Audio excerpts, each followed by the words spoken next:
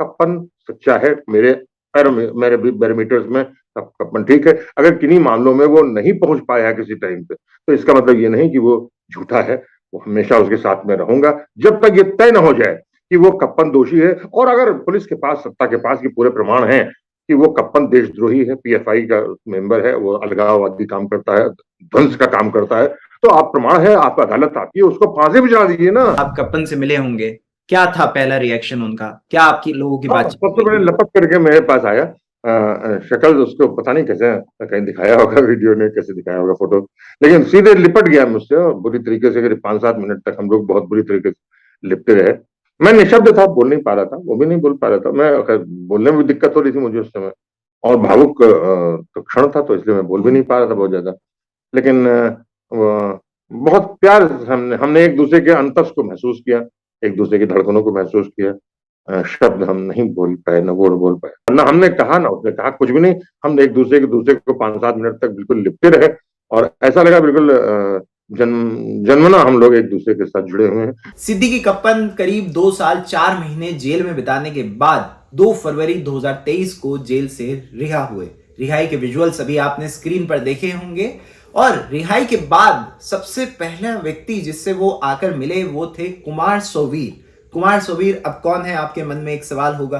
कुमार सोवीर एक ऐसे व्यक्ति हैं जो सिद्दीकी कप्पन को नहीं जानते हैं, ना उनसे उनकी कभी मुलाकात हुई है, लेकिन उन्होंने कप्पन के लिए श्योरिटी साइन की। उन्होंने इसके पीछे का एक कारण ये बताया कि जो उनका धर्म है, सनातन धर्म, वो उन्हें ये सिखाता है कि अगर किसी सही व्यक्ति के साथ गलत हो रहा है तो वो उसके साथ खड़े रहेंगे। आइए कुमार सोवीर साहब से बात करते हैं और उनसे तमाम सवाल करते हैं कि क्या उनको, जब उन्होंने कप्पन के लिए श्योरिटी साइन की, तो उनको किसी बात का डर तो नहीं था कि आने वाले वक्त में, क्योंकि जब कोई किसी के लिए श्योरिटी साइन करता है तो उसके ऊपर भी तमाम तरीके की जिम्मेदारी आ जाती है। जैसे मान लीजिए अगर कोर्ट में अगर कप्पन अपनी पेशी के वक्त पर वहां पर मौजूद नहीं होते हैं तो जो श्योरिटी उसके लिए साइन कर रहा है तो उसके ऊपर भी सवाल आ सकते हैं और उससे भी कोर्ट जवाब मांग सकती है। आइए तमाम सवालों के साथ कुमार सोवीर साहब से बात करते हैं। कुमार सोवीर साहब, सबसे पहले मैं आपसे जानना चाहूंगा सबसे इंपॉर्टेंट बात कि सिद्दीकी कप्पन का आपने बॉन्ड साइन क्यों किया, क्या वजह थी इसके पीछे की? दरअसल मैं आप पहले बता दूं इस बात को, बहुत बहुत जरूरी है समझना इसको। मैं सनातन हूँ, सनातन से धर्म है हमारा, सच बोलना, झूठ नहीं बोलता मैं, और जो सच है उसके साथ खड़ा हूं। तो मैं सनातन हूँ। एक पत्रकारिता जो सच्चाई कर रहा है वो एक सनातन है, और उसका धर्म है। मैं अपने धर्म का निर्वहन कर रहा हूँ, किसी जाति या किसी रिलीजन के लिए काम नहीं कर रहा हूँ, अपने दायित्व के लिए, अपनी ड्यूटीज के लिए काम कर रहा हूँ। वो ड्यूटी धर्म, हमारा धर्म है सनातन। अभी आपने बात कही कि आपने उनका धर्म नहीं देखा बॉन्ड साइन करते वक्त, तो उसी से जुड़ा मेरा एक सवाल है कि जिस तरीके से देश में अभी सांप्रदायिक जो माहौल चल रहा है और उसके बाद भी जो एक तबके को, एक धर्म विशेष के लोगों को टारगेट किया जाता है, तो क्या आपके दिल में इस बात को लेकर डर नहीं था कि इसको लेकर आपको आगे चल के परेशानी हो सकती है? दरअसल इससे एक शब्द है साहस, और एक संस्कार होता है। हमारे नाना कम्युनिस्ट थे और सब वामपंथी थे, और हमारे पिताजी बहुत ही समझदार संपादक रह चुके थे, हिंदुस्तान के संयुक्त संपादक थे लखनऊ में, स्वतंत्र भारत के। उन्होंने मुझे घुट्टी दी सच बोलने की, और साथ साथ खड़े होने की, दूसरे के साथ, जो पीड़ित लोग हैं उनके साथ खड़े परखने की जो तमीज दी उन्होंने दी। और मैं, मुझे साथ में बुरा गर्व है इस बात का कि मैं पूरी अपनी पत्रकारिता की पूरे 42-43 साल हो चुके हैं, मैं किसी भी व्यक्ति को देखते ही समझ सकता हूँ, उससे बातचीत से, उसके हाव भाव में, उसके अंदाज में, उसके गटकने का, थूक गटकने का, उसके सर झटकने का, उसके हाव भाव, व्यंग देखने का, उससे मुझे पता चल जाता है कि कौन व्यक्ति सच्चा है और कौन सच्चा नहीं है। तो मुझे लगा कप्पन के बारे में जो लोगों ने बातचीत की और जिनसे उनके माध्यम से हम जुड़ा, वो पाया कि बहुत बेहतर है, पहली बात। दूसरी बात यह है कि मुस्लिम के तौर पर हमने कभी सोचने की जरूरत ही नहीं समझी। मैंने आपको बताया कि हमारा खून उसी तरीके से है, हमारे संस्कार वही हैं। हम इसको हिंदू मुसलमान के तौर पर देखते ही नहीं। हम एक पत्रकारिता का धर्म है हमारा, उस धर्म के हम भागी हैं, हम एक ही हमदम हैं, हम एक रास्ते में हैं। सर अभी आपने मुझे ये बॉन्ड की जो बात बताई, मैं आपके बारे में पढ़ रहा था कि जब आप बॉन्ड साइन करने वाले थे, उस बीच आपको एक पैरालिसिस अटैक भी आ गया था। उस बारे में आप थोड़ा-सा बताएँगे मुझे प्लीज़? हाँ, ये पहले 6 तारीख को मुझे पहले पेपर सबमिट किया हमने डिस्ट्रिक्ट जज के यहाँ जा करके। तो पता चला कि साहब आज सुना नहीं जाएगा, 8 तारीख को सुना जाएगा। तो मैं 8 तारीख को फिर गया। 8 तारीख को जब मैं कोर्ट गया तो वहाँ उन्होंने मुझे बताया कि साहब आप कौन है, पूरा पूछा वूछा क्या है, ऐसे ऐसे प्रश्न पूछे गए, बड़ा अजीबोगरीब था। पढ़े लिखे दौर मजलिस में आप होते हैं और कोर्ट में, तो अब बड़ा अजीब सा लगता है। बहरहाल तो उसका मैंने जवाब दिया। अगले दिन सवेरे अगर साढ़े सर तीन बजे बात। अगर आप शेयर करना चाहें, क्या सवाल आपसे किए गए? मुझे लगता है कि शायद वो अदालत की मान अवमानना हो जाएगी, इसलिए मैं इस मुद्दे को फिर अलग से बातचीत करके। लेकिन वो बहुत अनावश्यक प्रश्न भी थे, जहां पर उस दिन तो मैं दो चार हुआ उस पूरे अदालत के दौरान। लेकिन अगले ही दिन 9 तारीख या 9, 10 या 12 को कुछ फिर ये हुआ कि हमें ये अब डेट मुझे ध्यान नहीं है, लेकिन मुझे सुबह 3:30 बजे पैरालिसिस हुई, बाथरूम में गिरा मैं और हॉस्पिटल में हो गया। तो उसके बाद वहां पर मुझे कहा गया कि पुलिस ने कहा कि आप आइए और वेरीफाई कराइए अपने आप को। तो हमने कहा कि वेरिफिकेशन का क्या चाहते हैं? वेरिफिकेशन के जो हमारी प्रॉपर्टी है 37.5 लाख रुपए की खेती की जमीन है, वो हम आपको पहले दे चुके हैं, उसके लिए वेरिफिकेशन आप करा चुके हैं, तो आप क्या चाहते हैं? तो उन्होंने कहा नहीं, आप व्यक्तिगत तौर पे आप क्या हैं ये। हमने कहा ये हमारी कॉलोनी में देख लीजिए, सरकारी कॉलोनी में रहता हूँ, पासपोर्ट है मेरे पास, आधार है, एक्रेडिटेड जर्नलिस्ट हूँ, उत्तर प्रदेश स्तर का पत्रकार हूँ, लंबे समय पत्रकार मेरे जहाँ रहता हूँ वहाँ सारे अधिकारी रहते हैं, आप किसी से पूछ लीजिए कौन है, बोले नहीं वो कारपोरेटर से लिखवा के हमको दीजिए तब हम मानेंगे। हमने कहा कारपोरेटर प्रणाली समाप्त हो चुकी है, नगम निगम खत्म हो चुके हैं, तो हम कारपोरेटर को है ही नहीं, तो बोले नहीं आपको तो अब आना ही पड़ेगा।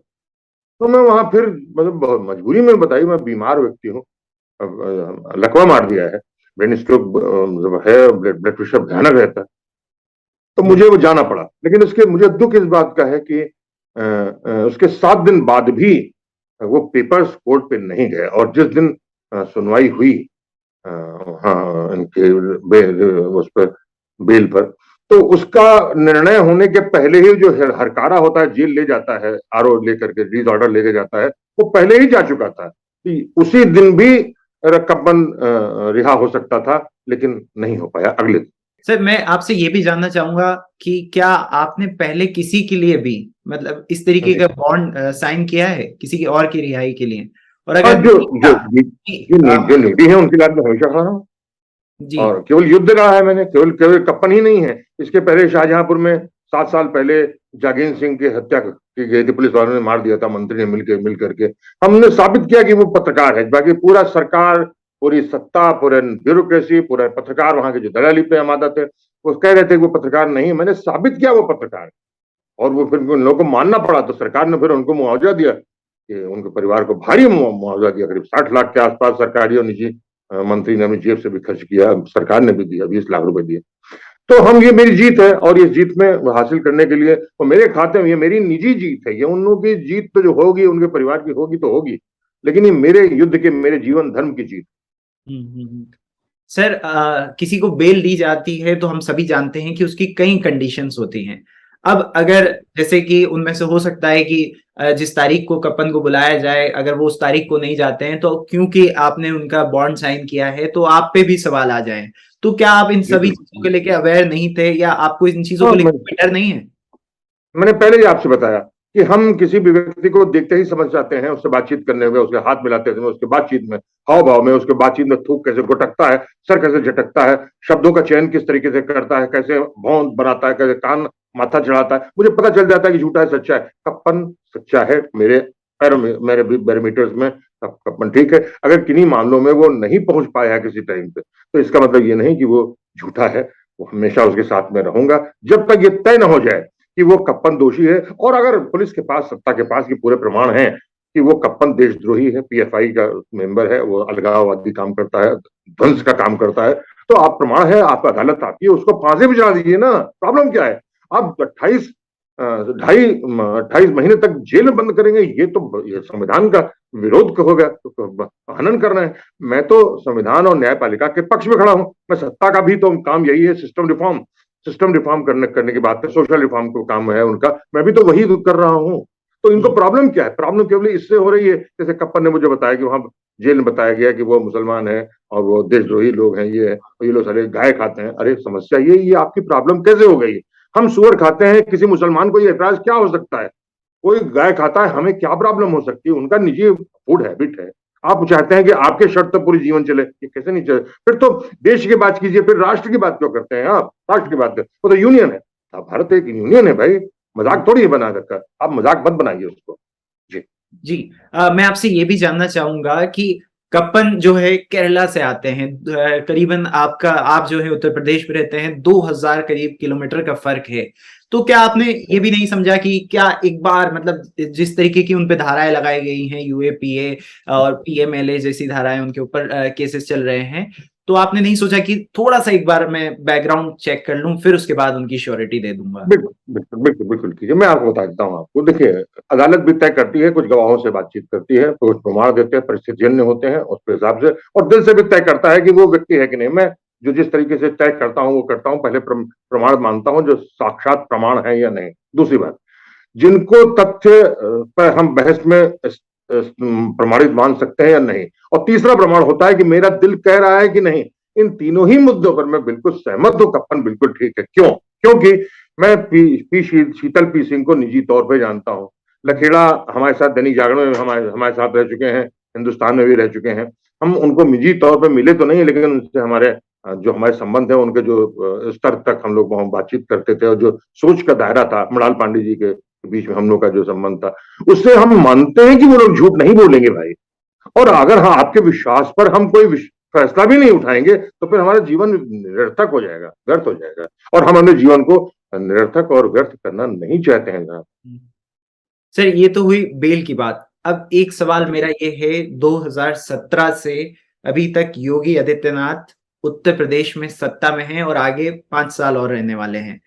अगर मैं डेटा की बात करूं तो 2017 से अभी तक जर्नलिस्ट पे जो उत्तर प्रदेश में अटैक हो रहा है, 60 से भी ऊपर जर्नलिस्ट अभी वहां पर जेल में हैं, और 135 से भी ऊपर जर्नलिस्ट के ऊपर उत्पीड़न के मामले दर्ज हैं। आप खुद एक पत्रकार हैं, क्या आपको डर नहीं है सरकार से?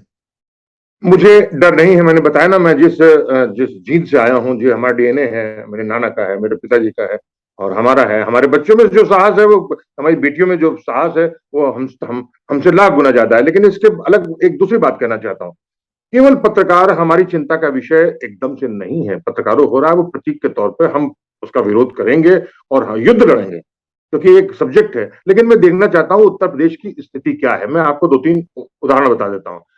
एप्पल कंपनी का एक मैनेजर, रीजनल मैनेजर, उसको एक पुलिस वाला हेड कांस्टेबल, वो रात में 2:30 बजे उसके माथे पे गोली लगा करके मार हत्या कर देता है।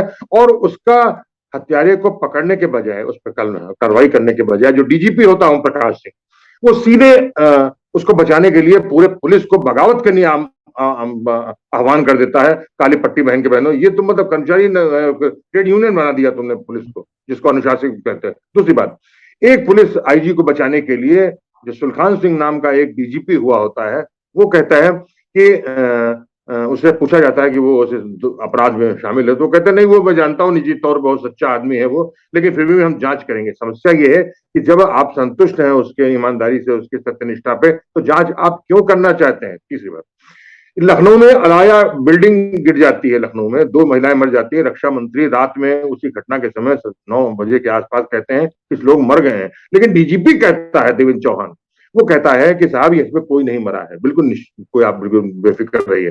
तो ऐसे और इधर देखिए, कानपुर में एक व्यापारी को पीटा जाता है, उसको बिना पोस्टमार्टम के लेने जा रहे थे, इस बीच में बवाल होता है, फिर दोबारा पोस्टमार्टम होता है, डॉक्टर कहता है इनको 37 से ज्यादा इनकी हड्डियां टूटी हैं। गोरखपुर में, जहां पर योगी नाथ रहते हैं, वहां पर एक होटल में मनीष कानपुर का एक व्यक्ति वो हो जाता है, उसको पुलिस वाले, जय नारायण सिंह नाम का इंस्पेक्टर है, वो पुलिस वालों को जा करके उनको होटल में पटक पटक के मार डालता है, और उस पर कुछ नहीं होता है। ऐसे दौर से हम दो चार हो रहे हैं। वो फर्रुखाबाद में देखिए, करथिया गांव में एक मनीष अग्रवाल जो कानपुर का आईजी होता है, वो जाता है, दो लोगों को निर्दोष मार देता है, क्योंकि जो उसकी पत्नी के साथ वहां के पुलिस वाले बलात्कार करना चाहते थे, उस पर वो कुछ नहीं करता। बिकरू वाले मामले में अनंत अब वहां के जो अपराधी थे माने गए थे, उनको पोस्टिंग दे दी गई है। जो अपने आप को बहुत बड़ा बड़ा तीरंदाज बनते हैं, अजय पाल सिंह, उनको जो एनकाउंटर कहते हैं, 100 से ज्यादा एनकाउंटर हमने किया है, 100, वो उनको जौनपुर का डीएम बना, वो एसपी बना दिया जाता है। एक व्यक्ति जो वहां का एक 2 कौड़ी का एसपी कप्तान है, वो सहारनपुर का डीआईजी बना दिया जा रहा है, अजय साहनी। इस दौर में जहां पर हम किसी के व्यक्ति को आप कुछ भी 100 आदमी एनकाउंटर मार रहे हैं, मजाक कर रहे हैं आप कहिए कि 100 के हत्यारे हैं आप। एनकाउंटर करने का अधिकार आपको किसने दे दिया? आप मजाक बना रहे हैं पूरे दिन। एक आदमी को अशांत कर दिया, और जब पुलिस जब पत्रकार उस पर आवाज उठा रहे तो 60 से ज्यादा लोग बात करके बंद कर रहे। एक मजाक बंद कीजिए, और ये उसका खामियाजा आपको बहुत भारी भुगतना पड़ेगा। जी सर, एक वो भी उस वाकये के बारे में बताइए, जब आप कप्पन से मिले होंगे, क्या था पहला रिएक्शन उनका? क्या आपकी लोगों की बात? सबसे पहले लपक करके मेरे पास आया, शक्ल उसको पता नहीं कैसे कहीं दिखाया होगा, वीडियो ने कैसे दिखाया होगा, फोटो, लेकिन सीधे लिपट गया मुझसे, और बुरी तरीके से 5-7 मिनट तक हम लोग बहुत बुरी तरीके से लिपटे रहे। मैं निशब्द था, बोल नहीं पा रहा था, वो भी नहीं बोल पा रहा था। मैं बोलने में भी दिक्कत हो रही थी मुझे उस समय, और भावुक तो क्षण था, तो इसलिए मैं बोल भी नहीं पा रहा था बहुत ज्यादा। लेकिन बहुत प्यार से हमने एक दूसरे के अंतस को महसूस किया, एक दूसरे की धड़कनों को महसूस किया। शब्द हम नहीं बोल पाए, न वो बोल पाए, बस इतने बहुत है, और क्या करना है। जी, कुछ तो बात हुई होगी सर, उन्होंने आपको क्या शुक्रिया कहा कि भाई आप मुझे नहीं, कुछ ना हमने कहा, ना उसने कहा, कुछ भी नहीं। हम एक दूसरे को 5-7 मिनट तक बिल्कुल लिपटे रहे, और ऐसा लगा बिल्कुल जन्मना हम लोग एक दूसरे के साथ जुड़े हुए हैं। और मैं चाहता हूँ जो भी पत्रकार हो इसी तरीके से जुड़ा रहे, बशर्ते बहुत सच्चाई के साथ बातचीत करे। हमें उन दलालों पत्रकारों की आवश्यकता नहीं है जो बहुत घटिया स्तर पर, चाहे वो बलिया के हो और चाहे उत्तर प्रदेश पत्रकार मान्यता समिति के अध्यक्ष जैसे पदों और सचिवों पद पे बैठे हैं। ऐसे घटिया लोगों का, जिन्होंने पूरी पत्रकारिता की गरिमा को समाप्त कर दिया, मैं उनकी निंदा करता हूँ। और मैं घृणा तो नहीं कर सकता, क्योंकि ये तो मैं नहीं करना चाहता, लेकिन मैं उनका विरोध करता हूँ। मुझे दुख है इस बात का कि हमारे इस तालाब में ऐसे गंदी मछलियां भी मौजूद। आपको किसी जरूरत है नहीं कि आप ये काम कीजिए, कोई जरूरत नहीं कि आप पत्रकारिता करें। आप नहीं लिख सकते, नहीं सकते, कोई दिक्कत नहीं। लेकिन जब व्हाट्सएप पे चला रहे हैं, या अखबार लिखा है श्रीमान जी अध्यक्ष जी के निर्देशानुसार, या एसपी साहब के कहने के, या उनके कुशल निर्देशन में डीजीपी, ये करना बंद कीजिए। दलाली है ये, साफ साफ समझ लीजिए दलाल है। आप जो हरकत कर रहे हैं, इसका खामियाजा आपको बहुत बुरा भुगतना पड़ेगा। अगर आपको यही सब करना है तो दूसरे धंधे हैं, उस पर कर लीजिए। पत्रकारिता एक विशुद्ध और एक दूसरे की संवेदनाओं को सोचने समझने और उनके भावों को, उनकी अपेक्षाओं को पूरा करने का एक माध्यम है। उसको बनाए रखिए। ये बहुत घटिया स्तर है, उसको मत कीजिए। और सबसे बड़ी, जहाँ पीड़ा है किसी के पास, उसके साथ खड़े तो होइए, मलहम लगाइए, मरहम लगाइए, उसको टहलाइए, उसको दुलाइए, प्यार कीजिए, उसके साथ खड़े होइए। आप भी नहीं करेंगे तो बचपन में ही भाई हमने कहीं सुना था कि शाम विद्या तपोर दानम ज्ञानम न शीलम तय मर्द लोके भव भार भूता मनुष्य रूपेण मृगा शरंती। हम जानवरों की तरह जड़ने नहीं है। हम इन लोगों में से ईश्वर खोजना चाहते हैं। हम कीड़े मकोड़ों को नहीं है कि हम हम भगवान मान ले। हम भगवान उसको मानते हैं जो हमारे सामने है। हम उस भगवान को नहीं मानते, ईश्वर अल्लाह को नहीं मानते, जिसको मैंने देखा भी नहीं, जिसको मैं जानता। मैं उनको देखता हूँ जो हमारे साथ खड़े हैं, हमारे पार परेशान दिखाई पड़ रहे हैं, वो खुद भी उतने हैं, इसलिए मैं उनके साथ।